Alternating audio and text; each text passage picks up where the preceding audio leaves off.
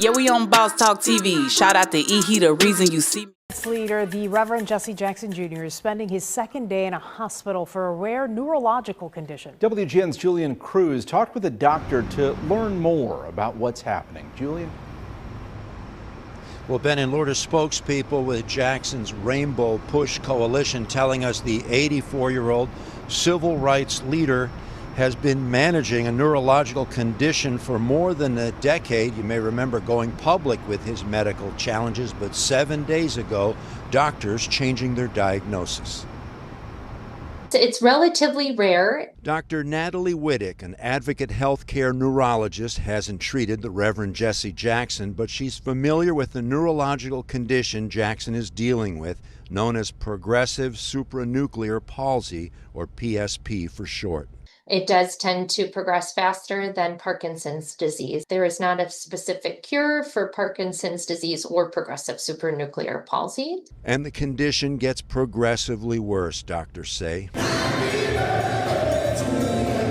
The civil rights icon recently celebrating his 84th birthday. Jackson, 2 years ago, giving up the reins to the civil rights organization he founded, the Rainbow Push Coalition, headquartered. Wow, guys. Make sure you like, subscribe to the channel. Just want to give you an update, man, on the Reverend Jesse Jackson, man. He's 84 and it's not looking good, man, but he, one of the first guys, the first black guy to run for president, man. Y'all got to keep his family in prayers. And I got a guy here who goes way back, who understands a little bit more than I do when it comes to Jesse, Reverend Jesse. OG Pyru, you there? I'm right here. Yeah, he got a hell of a legacy. He goes back to with Operation Bread Basket. He was in a coalition with the Black Panther Party and Fred Hampton in particular.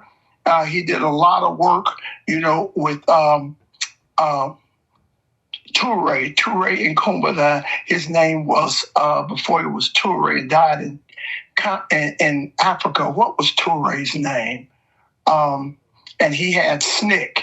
So they were dealing with college students back in the late 60s to early 70s. Late 60s, early 70s. He did a lot for groundbreaking and pushing a new form of quiet revolution with college students in the early 60s. He was hand in hand with Martin Luther King, embraced that, and came a long way. Wow, when I first seen him, he was a young man. When I first started researching him, and I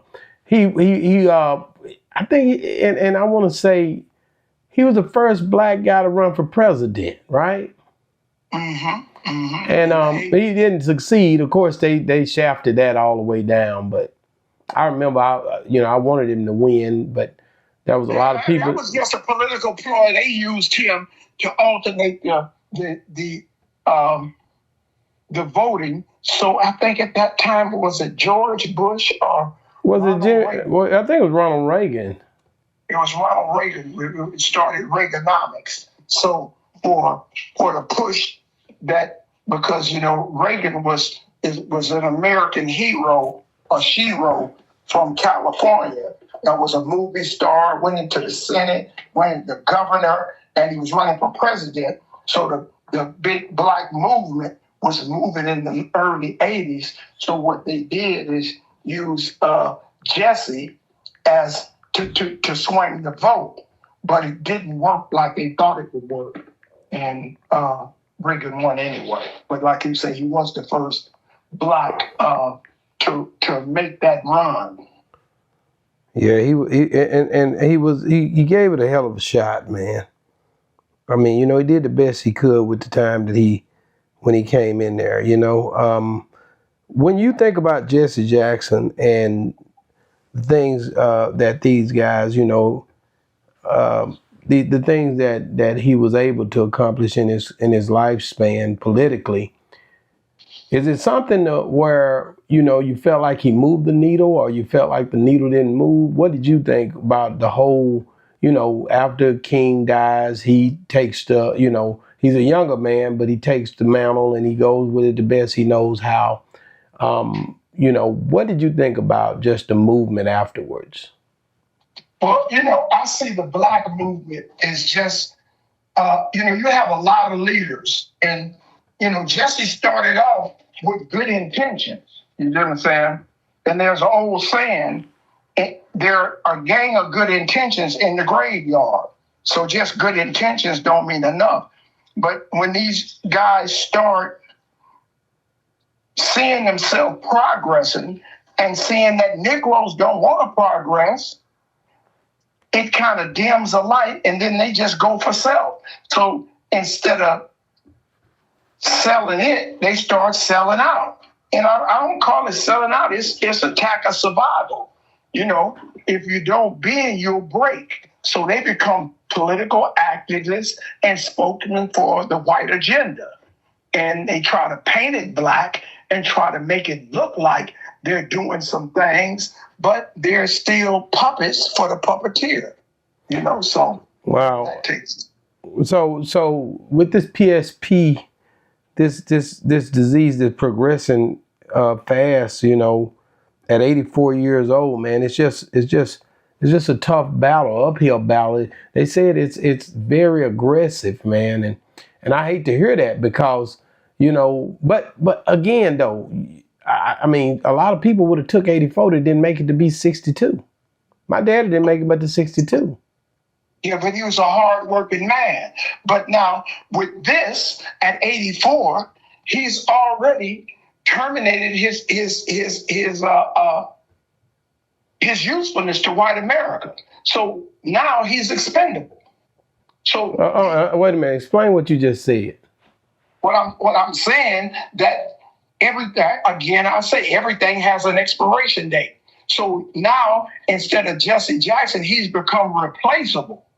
And there's another Negro that he can take his place. So now he's of no value to white America anymore. So he's expendable. So they've been putting stuff in his food and making him degenerate for a long time. He's been getting are you trying to act like somebody done did something to his food to get him in this condition? He's 84. What are you saying? But you think they wouldn't?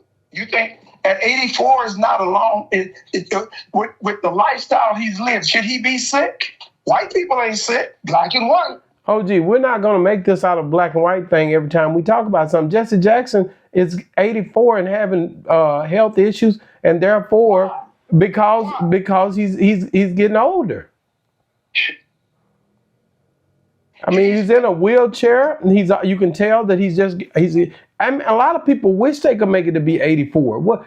So they putting stuff in his food, trying to make this black and white ordeal. It was black and white when he ran that political race, maybe a little bit, but now him just being old and dying or getting old and getting sick, that's every man's going to go through that. Okay, all right. Now, put that in your pipe and smoke it. So, what do you mean put it in my pipe and smoke it? I'm just telling you, this guy who put something in his food, you're just reaching. If you read the report from Muhammad Ali's Parkinson's disease, they done found out that it was little particles of foods being put into his food over 20 years. Who put something in Muhammad Ali's food and who allowed that to happen? Google it. The government did. And why would they do that to him? Because he didn't go in the military? What cause? What reason would they have to do that? Okay. So you're going too deep. You're digging too deep. You're going too deep. Now you look at Jesse Jackson. He's 84 years old. He's suffering from PSP. This is a very aggressive situation he's dealing with, and we want to send our prayers up to his family tonight. We want to make sure that we Jesse Jackson. Wait a minute, Jesse Jackson Jr. had something to say. Hold on just a second. On the south side of Chicago, family members gathered at Northwestern Memorial Hospital, where Jackson is being treated, not talking to the press, but earlier today online, son Jesse Jackson Jr.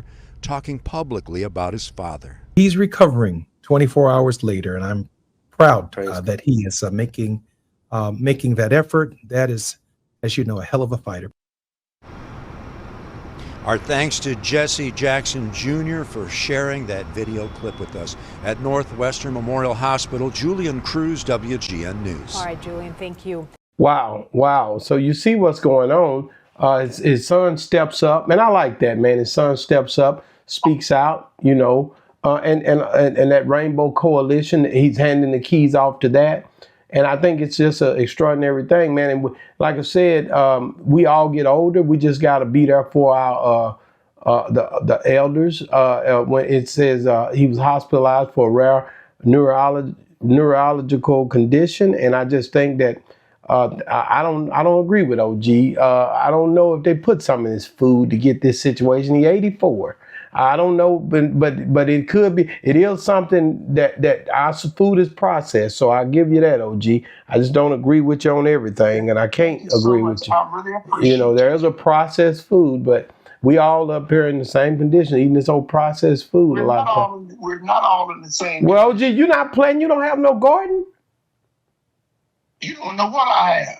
OG, you ain't got no garden. You ain't never just FaceTime me and be like, look at these potatoes growing, and look at these cucumbers, and look at these parsley.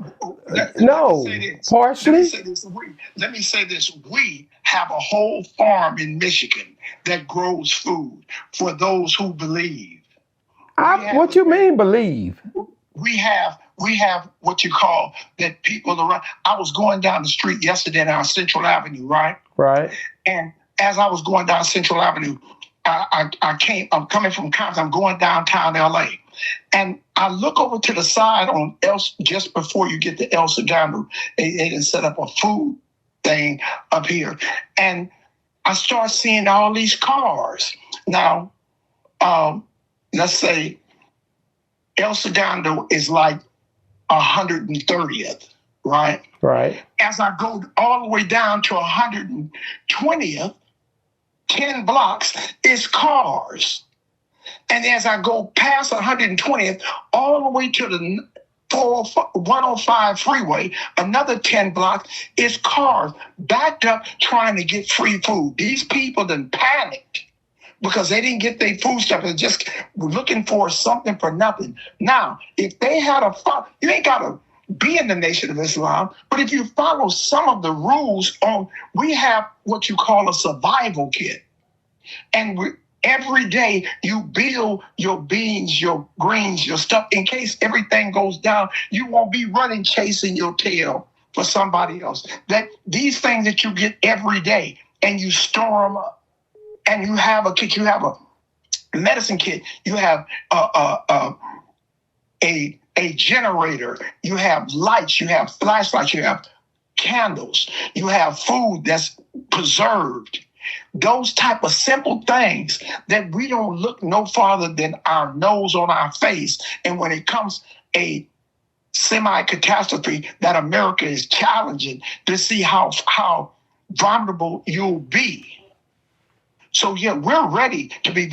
I'm ready for this. Can go out for 10 days, and I have no problem with it, bro. None at all. No, and I agree with that. Now that's the best thing you done said on the whole call. I agree with that. As much as I don't really agree with you on a lot, I think you should have a kit. No, I don't. Only reason I'm good because I'm from the bush. I'm not. I'm from the stick. I agree with that about the kid.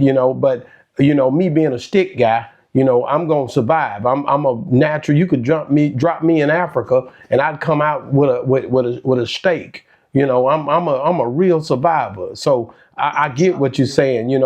I could fish my way out. I could hunt my way out. I can start a fire with a stick. I'm that. So I get what you're saying, but everybody not like me. So I'm thinking I'm happy that you guys that you guys have a kit or something for people. Cause over here, my family gonna be all right. I've cooked in the ground. I've figured it out. I've had to figure it out because we didn't have nothing. Most people had something. I just thank God that we grew up not having nothing, so I can always revert. I understand how to survive.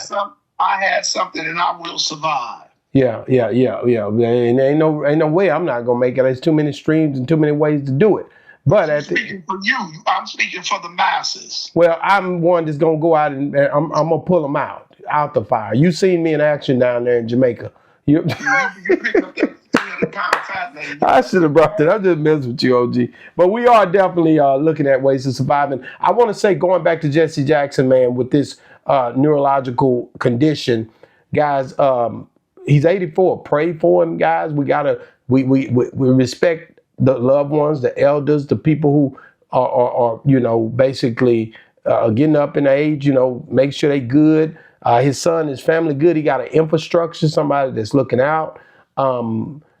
I heard this was not the first time he's had to deal with this, but it's just gotten more aggressive. Wanted to give you guys an update on it. Me and OG talked about it last night.